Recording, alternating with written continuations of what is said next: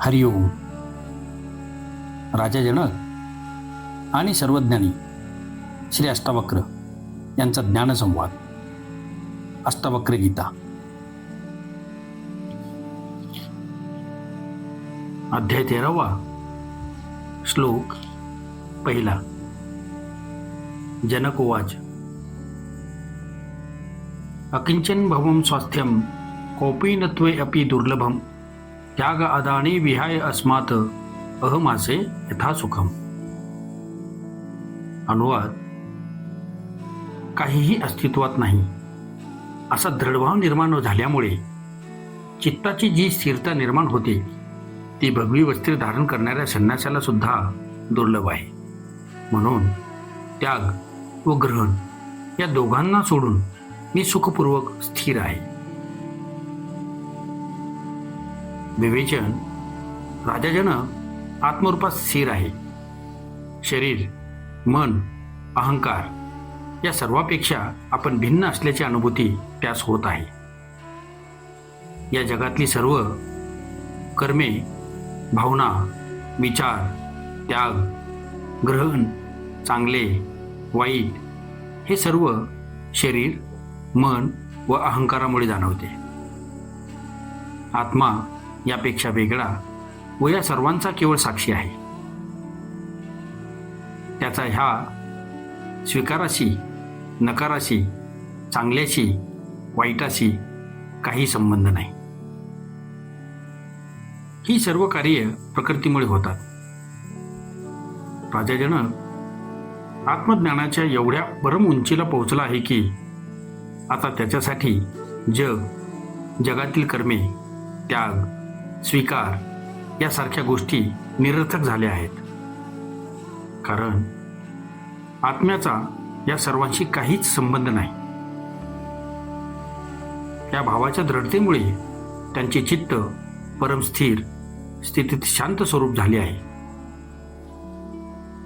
समुद्राच्या लाटा ज्याप्रमाणे शांत होतात त्याप्रमाणे राजा जनकाच्या चित्तातील सर्व इच्छा, तक्रारी, शंका, पर्याय सारे काही शांत झाले आहे. आता चित्तात कोणतेही तरंग निर्माण होत नाहीत किंवा कोणत्याही लाटा निर्माण होत नाही. चित्त कमालीचे शांत होणे हीच आत्मज्ञान झाल्याची कसोटीयुक्त खूण आहे.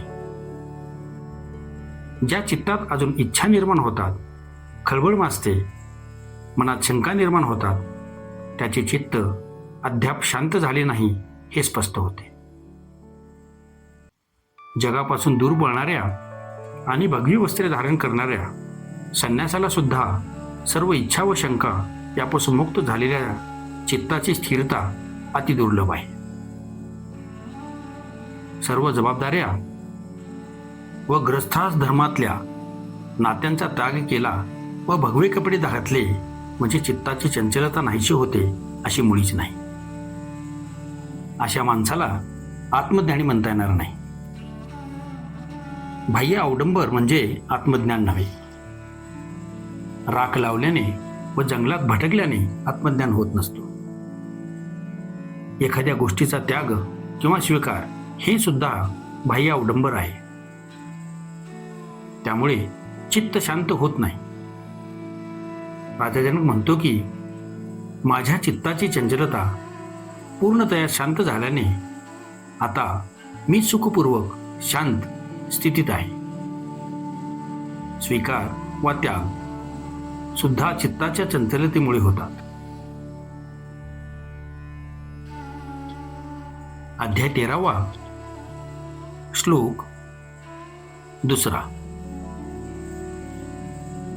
कुत्रापि खेदकायस्य जिह्वा कुत्रापि खिद्यते मनः कुत्रापि तत्यक्त्वा पुरुषार्थे स्थित सुखम. अनुवाद. कुठे शरीराच्या व्याधीमुळे दुःख आहे तर कुठे वाचेमुळे दुःख आहे, कुठे मन दुःखी आहे. यामुळे या तिघांचा त्याग करून मी आत्मनंदाच्या पुरुषार्थात सुखपूर्वक स्थिर आहे. विवेचन. शारीरिक, मानसिक व वाचेच्या दुःखामुळे मनुष्य सदैव पीडित आहे. शरीर अनेक व्याधींचे माहेरघर आहे.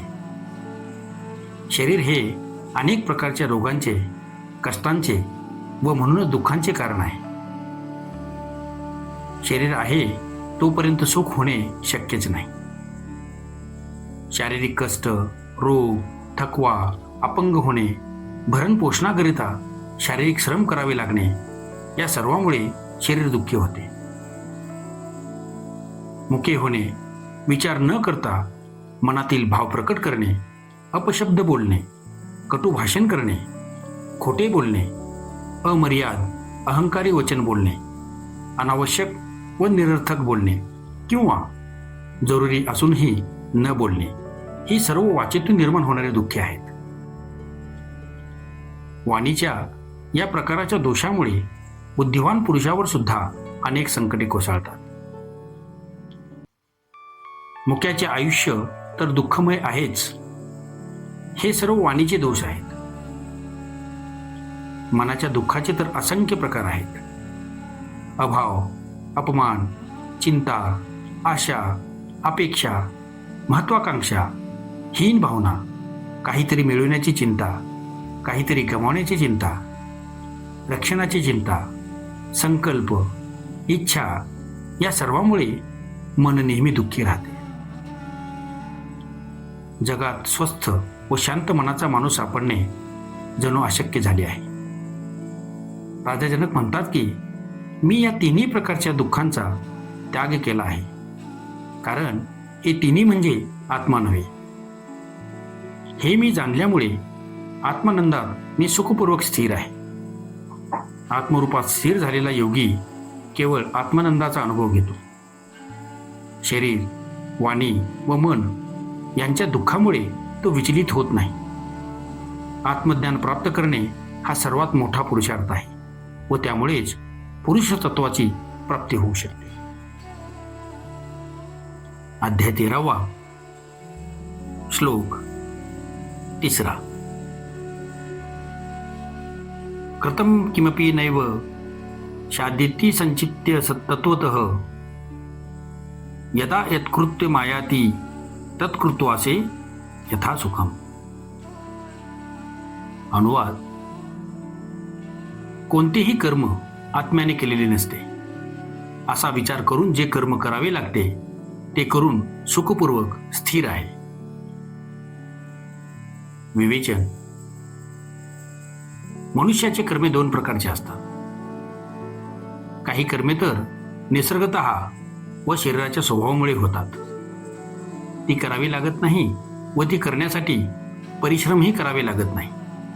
उदाहरणार्थ, श्वास घेणे, अन्न पचवणे, हृदयाचे स्पंदन होणे, रक्ताचे शरीरात संचरण होणे ही शरीराची कामे आपोआप होत असतात. झोपेत सुद्धा ही कामे होत राहतात.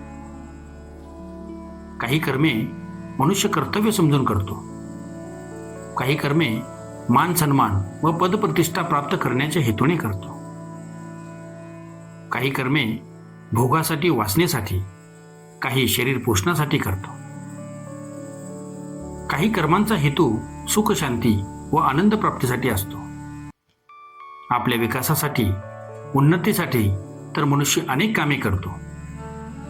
काही वेळा दुसऱ्यांच्या भलाईसाठी करतो. काही कामांच्या मुळाशी राग, द्वेष व ईर्ष्या सुद्धा असते. याप्रमाणे कर्मांचे जाळे फार विस्तृत आहे. पण यातले एकही कर्म आत्माकृत म्हणजे आत्म्याने केलेले नसते, कारण आत्मा अकर्ता आहे. त्याचा कर्माशी संबंध नाही किंवा कर्मफळाशीही संबंध नाही. या सर्व कर्मांचा संबंध शरीर, मन व अहंकार यांच्यापर्यंतच मर्यादित आहे. अहंकाराने केलेले प्रत्येक कर्म त्याचे कर्मफळ देतेच. ओम शांती शांती शांती.